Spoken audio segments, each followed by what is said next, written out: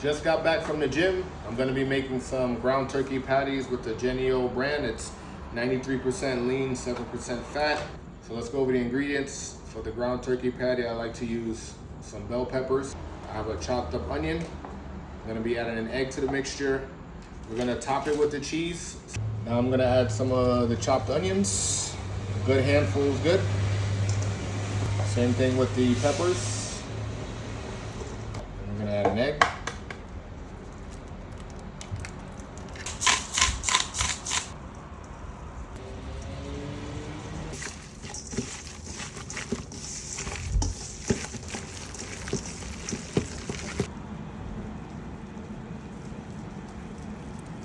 And then this is pretty much gonna be my ground turkey patty.